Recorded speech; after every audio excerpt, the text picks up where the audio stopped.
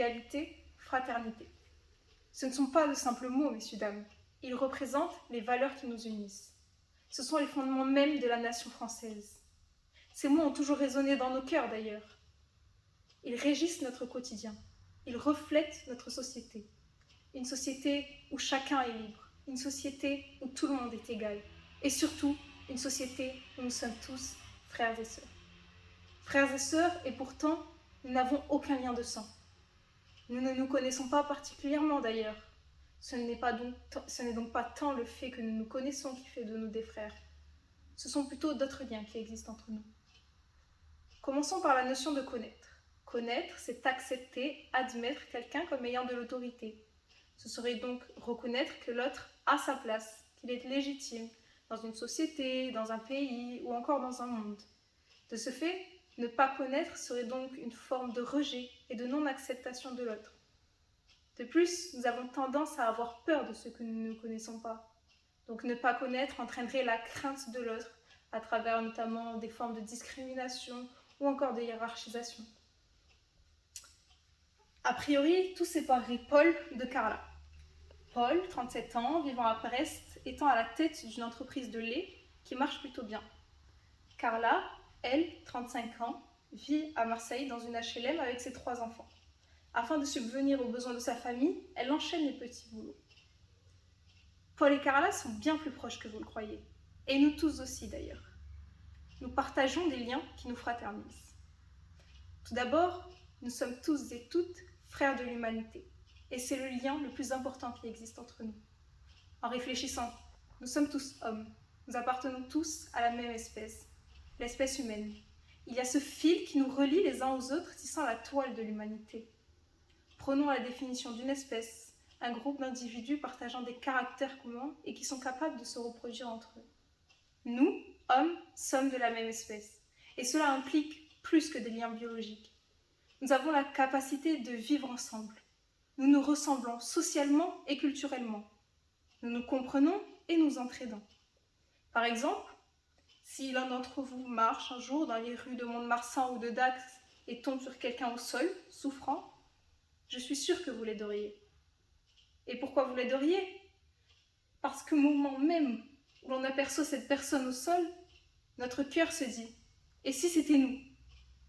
Sans même la connaître, on s'identifie à elle et on ressent le besoin de la secourir, de lui venir en aide, en tant que frère homme, en tant que son alter ego. L'emblématique George Sand dit « Donnons-nous tous la main, nous sommes frères ». En effet, nous tous ici présents ne savons pas grand-chose les uns des autres. Mais s'il arrivait quelque chose à l'un d'entre nous aujourd'hui, on se tiendrait la main et on se soutiendrait, comme les membres d'une même grande famille. Ensuite, la religion rapproche les croyants entre eux. Qu'ils soient juifs, chrétiens ou encore musulmans, leur religion les unit. Grâce à celle-ci, ils forment un groupe ou encore une famille. En effet, les personnes appartenant à une même religion partagent des principes et valeurs religieuses. Le fait qu'ils soient pratiquants les fraternise, car pour chacune de ces religions, les croyants se considèrent enfants de Dieu et donc frères entre eux. Ils ne se connaissent pas dans le sens où ils ne savent rien les uns des autres, mais ils se reconnaissent et s'acceptent en tant que frères croyants. Par exemple, le christianisme incite ces chrétiens à ne pas faire de différence entre eux. Aime-toi comme tu aimes ton prochain. Cette phrase reprise par Rousseau sous-entend bien qu'il ne doit pas y avoir de différence entre frères chrétiens et qu'il ne doit pas y avoir de hiérarchisation.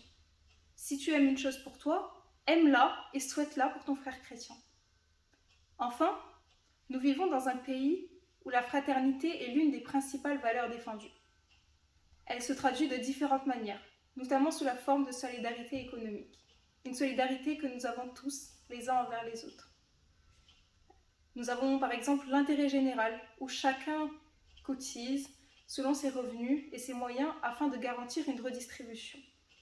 Elle s'effectue entre des personnes qui ne se connaissent pas. Cela permet de garantir la gratuité des soins et de l'enseignement.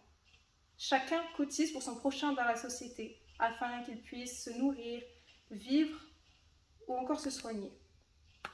Le célèbre sociologue Émile Durkheim définit la solidarité comme un sentiment d'obligation réciproque entre les individus d'un même groupe ou encore d'une même société. Deux frères ne peuvent se passer l'un de l'autre. Et dans ce cas-là, les plus démunis ne peuvent se passer des plus riches. Donc je vous demande de prendre ma main, de m'épauler et m'accompagner dans ce combat. Car nous ne pouvons pas baisser les bras. On parle d'une solidarité qui est ancrée et innée chez nous, et que certaines personnes cherchent à nous enlever. Aidez vos confrères lorsque vous en avez l'occasion. Rien qu'un petit geste. Cela ne coûte rien, et ça fait toujours plaisir. Nous devons rester unis et soudés, car personne ne peut nous diviser. Personne ne peut diviser la nation française. Eh bien, oui, messieurs, dames, j'en suis convaincue. Nous sommes frères. Certes, nous ne partagerons certainement jamais le même sang. Certes, nous ne serons pas toujours d'accord. Certes, il existe des différences entre nous, grands ou petits, pauvres ou riches, ou encore blancs ou noirs. Mais cela n'est rien. Rien à côté de tous les principes et valeurs qui nous unissent. Être frère, ce n'est pas forcément être égal ou avoir la même vision de vie. Bien au contraire. Nous devons apprendre de notre opposé et transmettre à notre alter ego. Nous devons apprendre à notre prochain les valeurs que l'on nous a apprises. Partageons-leur notre devise. Liberté, égalité, fraternité.